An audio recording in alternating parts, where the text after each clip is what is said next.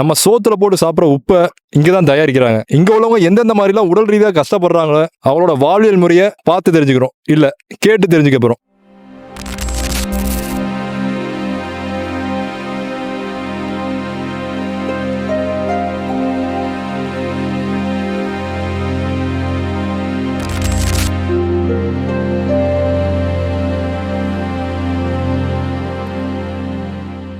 ஆனா எத்தனை வருஷமா நீங்க இதுல இருக்கீங்க, உப்பளத்துல ஃபீல்ட்ல? உப்புளத்து ஃபீல்டுன்னு பார்த்தா எனக்கு வந்து பெர்மனெண்ட்டாக இந்த இடத்துல 56 வருஷம்.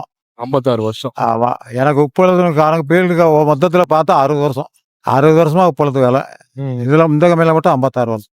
இப்போ ஒவ்வொரு கம்பெனிலையும் வேலை பார்ப்பீங்க? இல்லை இங்கே மட்டும் டிஎஸ்எம்ஜி மட்டும். சரி, இதுக்கு எத்தனை கம்பெனி இருக்குண்ணா? இவங்களுக்கு டிஎஸ்எம்ஜின்னு ஒன்று இந்த சால்ட்டுக்கு ஒன்று இருக்கு. அது போக வேல்மாந்தில் வச்சுருக்காங்க. சரி வேல்மாந்தா ராம்நாட்டுக்கு பக்கத்தில். சரி சரி சரி சரி. இந்த கீழக்கரை இந்த பக்கம் போகிறவங்கள அங்கே வைப்பாரில் கீழே வைப்பாருன்னு ஒரு இடம், அதெல்லாம் வச்சுருக்காங்க. இப்போ 56 வருஷம் வேலை பார்க்கீங்கன்னு சொன்னீங்க. ஆமா. எந்தெந்த மாதிரி இப்போ ஒவ்வொரு காலகட்டம் வரும், ஆமாம், மழை பெய்யும், சில நேரத்துல ஆமா. வெயில் அடிக்கும், அந்த மாதிரி எல்லாம் ஆகும். ஆமா. அந்த மாதிரிலாம் எப்படி உங்க உடல் தகுதி எப்படி உங்களுக்கு எப்படி வேலை பார்க்க முடியுது உங்களால? அந்த இத்தனை வருஷம் அந்த ஒரு வேலை பார்க்குற தன்மை எப்படி வந்துச்சு? அது வந்து நான் சொல்கிறேன் இல்லையா, அது வந்து உழைக்கிற திறமை இருந்தால் நெஞ்சில் தைரியம் வரும். உழைக்கிற எண்ணம் வேணும், இருந்தால் தான் தைரியம் தன்னால் வரும். ரெண்டாவது நம்ம உடம்ப வந்து தக்க வச்சுக்கணும். அது மாதிரி வேலை செய்யறதுக்கு தயார் பண்ணணும். ஒழுங்கான சாப்பாடு, ஒழுங்கான இது, கெட்ட பழக்கம்லாம் என்ன அடிமையாக சாப்பிடுவீங்க? சாப்பிட வழக்கமாக சாப்பிட்ற அரிசி சோறு தான். அரிசி சோறு இப்போ வயசு ரொம்ப ஆயிட்டுல, இப்போ வயசானோன்னு சாப்பாட்டெலாம் மாற்றிக்கிட்டேன். என்ன மாதிரி சாப்பாடுலாம் சாப்பிடுங்க? இப்போ நைட்டில் டிஃபன் சாப்பிடுவேன், காலையில் டிஃபன், மத்தியானம் மட்டும் சோறு ஒரு பிடிச்சிருவேன். ரைட்டு. ஆமாம், சோறு காய்கறி அதான் சாப்பிடுவேன். காய்கறி மேக்சிமம் காய்கறி எடுத்துக்கிடுவீங்க? ஆமாம், காய்கறி. சரி. என்ன சாப்பாடுனா உங்களுக்கு என்ன இப்போ தினமும் சாப்பிட்றதுன்னா இப்போ நாளாக சாப்பிட்றதா ஒரு தினமும் இட்லி வைப்பாங்க வீட்டில், தோசை வைப்பாங்க. அந்த மாதிரி உங்கள் வீட்டில் என்ன மாதிரி சாப்பாடு சாப்பிடுங்க? எங்கள் ஒய்ஃபு வந்து எனக்கு கிடைச்ச ஒரு வரப்பிரசாதம். அவங்க தான் எல்லாம் பண்ணி கொடுக்குறாங்க. கடையில் உள்ளது இந்த புரோட்டாலாம் பயம் வாங்கிட்டுரும், அவனுக்கு அட்வைஸ் பண்ணாது, வாங்காதப்பா உடலை கெடுத்துரும். புரோட்டாங்கிறது வந்து எதுக்குன்னா, அந்த காலத்தில் ஆங்கிலேய காலத்தில் பசை ஓட்டுறதுக்காக தயாரித்த ஒரு மாவு, மைதா, வெறும் மைதா. அதில் வந்து சத்து ஒன்றும் கிடையாது. அதில் வந்து எல்லாத்தையும் ரொம்ப பிடிச்ச உணவுனா அது புரோட்டா தான். புரோட்டா தான் எல்லாம் சாப்பிட்றாங்க, ருசியாக இருக்கும் ரொம்ப. அது வந்து ஆளை அழிச்சிரும் சீக்கிரத்தில். அவங்களுக்கு என்னன்னா கணையம் கிட்னிலாம் காலியாகும். ரைட். குடல் வந்து செயலுக்கு பரோட்டா சாப்பிட மாட்டீங்க? சாப்பிட மாட்டான். எதிர்த்தம்மா வாங்கிட்டு வருவா, எனக்கு ஒன்றதுன்னு வலுக்கட்டாம கொடுப்பான். வேண்டான்னு சொன்னால் அவளுக்கு ஒரு மனசு பாதிக்கணுங்க, ஒன்று லேசாக சாப்பிட்றேன். கொடுத்துட்டு காலையில் யோசனையா நீ இதை கொடுத்த எனக்கு அப்படி, நீ வாங்கினா அவன் பையன் வாங்கி கொடுத்தா நீ தான் சாப்பிடணும், எனக்கு கொடுக்காத. மற்றபடி பயிர் இதெல்லாம் எடுத்துக்கிறோம். அதனால எனக்கு ஹெல்த்துக்கு நல்லா இருக்கு. நாங்கள் ஒரு 20 வருஷமா அதை பார்த்தேன். எனக்கு 20 வருஷத்துக்கு முன்னால் இந்த உடம்ப டெவலப் பண்ணுறத கண்டுபிடிச்சிருக்காங்க. அதாவது 55 வயசுக்கு வரும்.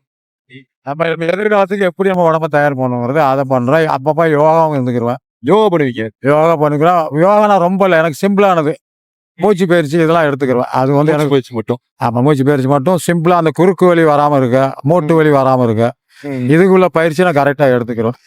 அது ஒரு புக்கை பார்த்து அதை தெரிஞ்சுக்கிட்டேன், அவ்வளோதான். ஓகே. இது மாதிரி இருக்குது, நல்லா இருக்குது உடம்பு. நான் பார்க்கும்போது எனக்கு வந்து உங்களுக்கு வந்து இத்தனை வருஷமா வேலை பார்த்துருக்கீங்க, என்னென்ன மாதிரிலாம் நோய் வந்திருக்கு உங்களுக்கு? நோய்னா எனக்கு வந்து ஒரு தடவை சிக்கன் குனியா வந்தது. சிக்கன் குனியா? ஆமாம், 10 நாள் இருந்திருக்கேன். அப்புறம் 2 தடவை வயிற்று போக்கு 2 வாட்டி வந்தது. சரி. அது சாப்பாடு ஃபுட் பாய்சன் சொல்கிறாங்களா, அது மாதிரி. அதனால வந்து அதை சரி பண்ணிட்டேன். கம்பெனி எனக்கு நல்லா சப்போர்ட் பண்ணது. அது கம்பெனி நம்ம விட்டு கொடுக்கூடாது. கம்பெனியாக 2 தடவை சோம்பலாக இருக்கும்போது எனக்கு கம்பெனி கவனிச்சது, மெடிக்கல்லாம் கொடுத்து வரலாம். உங்கள் சைடு என்ன உப்பளத்தில் என்ன பிரச்சனைனாலும் கம்பெனிலேருந்து ஒரு நல்ல ஒரு கம்பெனி நல்லா பண்ணியிருக்காங்க, அது சொல்லணும். கம்பெனி நல்லா தான் இருக்கணும். ஆனால் கம்பெனி வந்து இப்போ வந்து நிறைய இது போயிடுச்சு. அவங்களுக்கு போர் டெஸ்ட் எடுத்துக்கிட்டாங்க.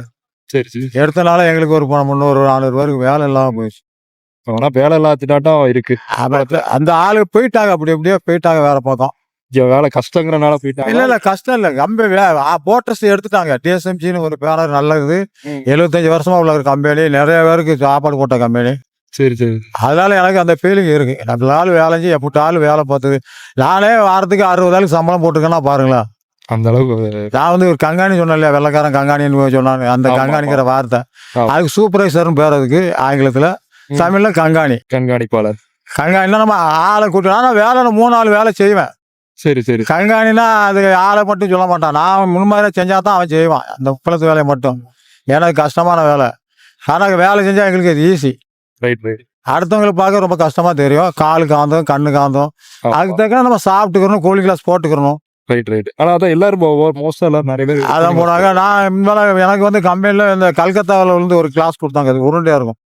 அதான் போட்டு ரொம்ப நாளாக வேலை செய்யும். இப்போ இந்த கண் வந்து கண்ணை பற்றி சொல்லணும்ல. கண்ணு வந்து எனக்கு காட்ராக்ட் வந்து எனக்கு காட்ராக்ட் பண்ணி 2000 பண்ணால் அது கம்பெனி தான் எனக்கு பணம் கொடுத்தது.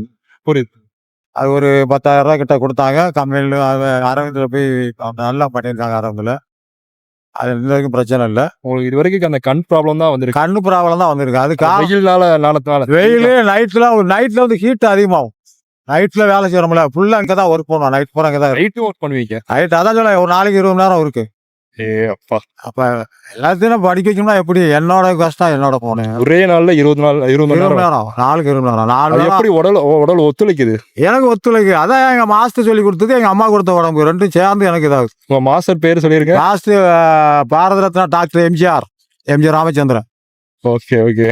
அவர் வழிதான் நடக்கிறா. அவர் 10 கொள்கை சொல்லியிருக்காரு. முதல்ல நீ பிறந்த தாய் நாட்டை தெய்வமா நினை. மதுவுக்கு அடிமையாகாத, சோம்பேறிக்கு இடம் கொடுக்காத, உன்னால முடிஞ்ச மட்டும் அடுத்தவங்களுக்கு உதவி பண்ணு. உனக்கு மூத்தவங்க பெண்களா இருந்தா அம்மான்னு கூப்பிடு, இளையவங்களா இருந்தா சகோதரன் கூப்பிடு. அடுத்தவங்களை கஷ்டப்படுத்தி பார்க்காத, ஏமாறாத, சிரிச்சு தான் வாழணும். அடுத்தவனை சிரிக்கிற மாதிரி வாழாத. இவ்வளவு நிறைய விஷயம் சொல்லியிருக்காரு. அவரோட இதை அப்படியே கடைப்பிடிச்சனாலதான் எனக்கு நல்லா இருக்கு. மதுவுக்கு அடிமையாதுன்னு சொன்னாங்க இல்லையா? நான் என்னோட சந்திச்சதுல 100க்கு 99 பேர் மது குடிக்கிறவன். அந்த ஒருத்தன் குடிக்காதவனா நானா தான் இருக்கும். மது குடிக்கிறேன். டெஸ்ட் பார்த்துருக்கான் குடிச்சு. அது என்ன பண்ணுதுங்கிறீங்க? மாஸ்டரே குடிச்சு டெஸ்ட் பண்ணிருக்காரு. அது மாதிரி நானும். உண்மையிலே நல்ல விஷயம். ஆனா மது இத்தனை பேர் நான் எத்தனையோ ஒரு இதுல இந்த மாதிரி வேலை எல்லாம் பார்க்கும்போது உடல் வழியில வந்து மது குடிக்கலாம்னு நினைப்பாங்க. ஆனா நீங்க வந்து இன்ன வரைக்கும் நான் குடிச்சதே இல்லைங்கிறது போது அது ஒரு நல்ல விஷயம். நானா விரும்பி குடிக்கல. டெஸ்ட்டுக்காக ஒரு தடவை வாங்கி குடிச்சான். என்ன ஒருத்தன் ஏமாத்திட்டான். எப்படி ஏமாத்தினா? இதுல பழச்சாரெல்லாம் சேர்ந்து இருக்கு, சத்து இருக்கு. அப்போ நான் வாங்கி பார்த்தா அது பூரா ஆல்கஹால் இருக்கு, கெமிக்கல் பொருளாக இருக்கு. நான் எனக்கு வர வரைக்கும் ஆங்கில இதெல்லாம் படிச்சிருவேன். அடப்பாவே ஆல்கஹால் இருக்குன்னு பார்த்தா இதோ பழச்சாரில் எவன்டா சொன்னான்னு சொல்லிட்டு குடிச்சிட்டு வாமிட்டு எடுத்துட்டு அதோட என் பையங்களாம் என்னை சத்தம் போட்டானுங்க. அதோட விட்டுட்டேன். யாரும் ஃபங்க்ஷனில் கொடுத்தானா 2 பாட்டில் கொடுப்பான், வாங்கி பையில வச்சுக்கிறோம். வச்சுட்டு எவனாட்டும் குடிக்கானா அவன்கிட்ட கையில் கொடுத்துட்டு போயிடுவேன். அருமையா. குடிக்கிறவங்க குடிச்சிட்டு போ. ஆனால் இது வரைக்கும் யாருக்கும் குடிக்கிறதுக்குன்னு காசு கொடுக்கவே மாட்டோம். காலைல எத்தனை மணிக்கு எழுந்திருப்பீங்க? காலையில் 4:30 எழுந்திருவேன். 6 மணிக்கு? 4:30. 4:30க்கு? ஆமா. 4:30 எழுந்திரிச்சு மற்ற காலைக்கடெல்லாம் முடிச்சுட்டு ஒரு வாக்கிங், ஒரு ரவுண்டு, ஒரு 20 நிமிஷம். எனக்கு அது கூட தேவையில்லை. எனக்கு ஹார்ட் ஒர்க் இருக்குனால அது எனக்கு தேவையில்லை. அந்த 20 நிமிஷத்துல என்ன கிடைக்குன்னா அதையும் நான் கற்றுருக்கேன். 20 நிமிஷத்துல என்ன கிடைக்குன்னா வெளியுள்ள நம்ம இயற்கையான அந்த காற்று நமக்கு கிடைக்கும். ஆக்சிஜன் வெளியே உள்ள சுகாதாரமான காற்று கிடைக்கும். வீட்டுக்குள்ள நம்ம அடைச்சி படுக்கும் 10 100 ரூம்ல. அந்த காற்று தான் திருப்பி சுவாசிக்கிறோம். வெளியே போனால் அந்த ஃப்ரீயான காற்று நமக்கு கிடைக்கும். அதுக்காக போகிறேன். நிறைய பேர் கேள்வி பண்ணுறாங்க, என்ன வாக்கிங் போகிறேன். போயா, நான் ஜாலியாக போயிட்டு வரேன், நீ வர கெடுக்க. அதுக்கு ஒரு ட்ரெஸ் போட்டு மஞ்சிட்டு பாரு சரியா, அது ஒரு ஜாலி. இந்த மாதிரி வாழ்க்கையை அனுபவிக்கணும். கஷ்டங்கிறது யாரும் கிடையாது. எல்லா பேரும் மனுஷன் வாழ பிறந்தவன் பொழைச்சி தான் வாழலாம். அடுத்தவனை ஏமாத்திரம் வந்து வாழவும் முடியாது. அவனுக்கு தூக்கமும் வராது. உழைக்கிறவன் அழகா நிம்மதியாக இருப்பான். நினச்ச சினிமாலாம் நான் பார்ப்பேன். இன்ன வரைக்கும் இந்தி படம் எல்லாம் பார்ப்பேன். தமாட்டேன் இவனுக்காக இன்னுமா படம் பார்க்கணுக்காக. அதை மாதிரி ஏன்னா நம்ம வாழ்க்கை நம்ம கையில் சொல்லணும் இல்லையா? ஒருத்தனுக்கு நல்லது கெட்டது அவனால தான் வருது. வாழ்வதும் தாழ்வதும் அவன்கிட்ட தான் இருக்கு. உயர்ந்தவர் இருந்தால் தாழ்ந்தவர் இருந்தால் அதெல்லாம் பாட்டுக்கு தான் நல்லா இருக்கும். ஆனால் நமக்குள்ளேயே எல்லாமே இருக்கு. நமக்குள்ளே ஒரு சக்தி இருக்குது. அதை வெளியே கொண்டு வரும். எனக்கு படிக்கிற மாணவனுக்கு சொல்கிறேன். நீ பேப்பரில் பார்த்தா நிறைய சூசைட் பண்ணுறான். இன்னைக்கு கூட பேப்பரில் பார்த்தா ஒருத்தன் கவர்மெண்ட் ஜாப் கிடைக்கணும்னு ஒருத்தன் இன்ஜினியர் சூசைட் பண்ணிட்டான் தூத்துக்குடியில். இதெல்லாம் பெரிய தவறு. வாழை உலகம் விரிஞ்சு பறந்து கிடக்கு. உனக்கா வாழ இடம் இல்லை. ஏன் முயற்சி பண்ணுற? அவன் சொல்லுவான் கமல், ஒரு டாக்டர் பண்ண நோ சொன்னா ஒரு நர்ஸு பண்ண காதலி. கவர்மெண்ட் ஜாப் கிடைக்கல, பிரைவேட் ஜாப்பை தேடு, உனக்கு கிடைக்கும். எங்கேயாவது வாசல் திறந்துருக்கும். நீ உழைக்க நீ ரெடியா? கம்பெனி வேலை கொடுக்க கம்பெனி எங்கேயாவது இருக்கத்தான் செய்யும். இது தவறு.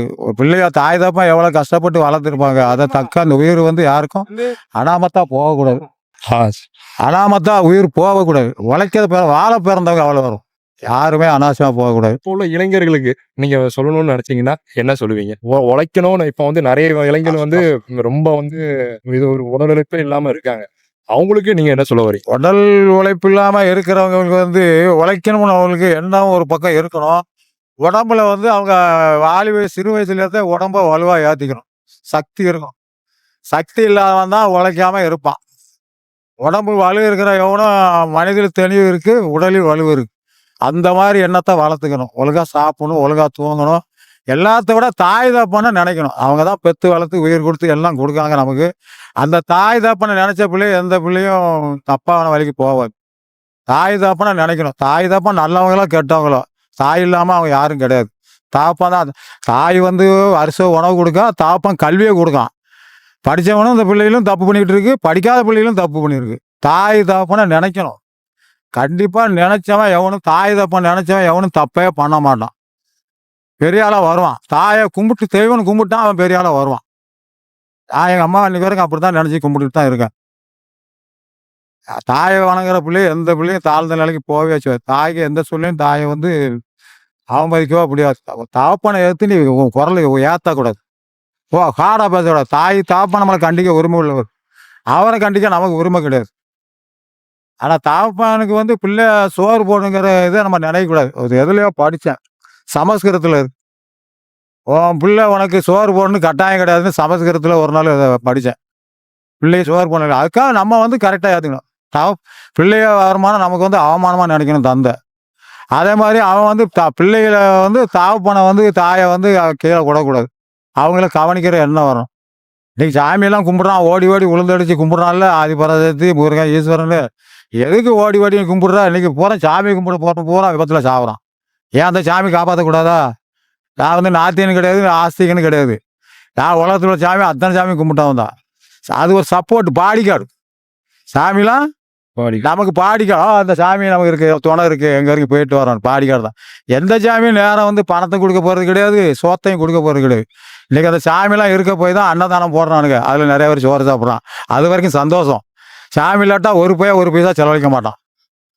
இன்னைக்கு போகிறான் கோயில் கூட சேர்த்தா பஞ்சை போட்டு நெருப்பை மறைப்பவன் பைத்தியக்காரனடா, பாவம் இருக்க பணத்தை இருப்பவன் பச்சை மடையனடா. ரெண்டுமே கிடையாது. பாவம் தீர போகிறதில்ல. பஞ்சில் நெருப்பு போட்டு மூடனா நெருப்பில் பஞ்சை போட்டால் அமராது. கூட கொஞ்சம் பார்த்து அதை மாதிரி தான் மனுஷன். அதனால் உழைக்கிறவங்க உழைச்சி வாழுங்க. உழைக்கிறவங்க தான் உயர்ந்தவங்க. உழையுங்க.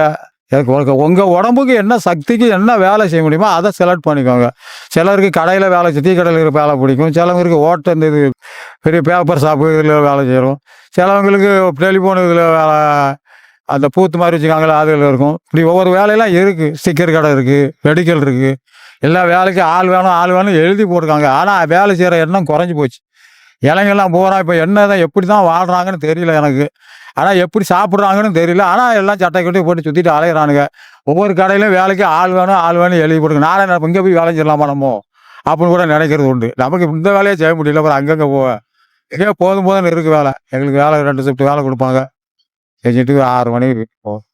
அதனால ஒன்றும் இல்லை, உழைச்சா தான். ஒவ்வொரு நாளும் ஒரு தங்கம் நமக்கு, ஒவ்வொரு நிமிஷம் ஒரு நொடியும் தங்கம். நம்ம இருக்க நமக்கு லாஸு. நம்ம ஆயுசில் ஒரு நாள் போச்சுன்னா நமக்கு வந்து ஒரு வருஷம் போகணும்னு நினைக்கணும். அப்படி நினச்சா தான் வாழ்க்கையை வேலை செஞ்சு உழைக்க முடியும். வேலை எங்கே நம்ம தான் தேடி போகணும். வேலை நம்மளை தேடி வராது, நம்ம தான் வேலையை தேடி போகணும்.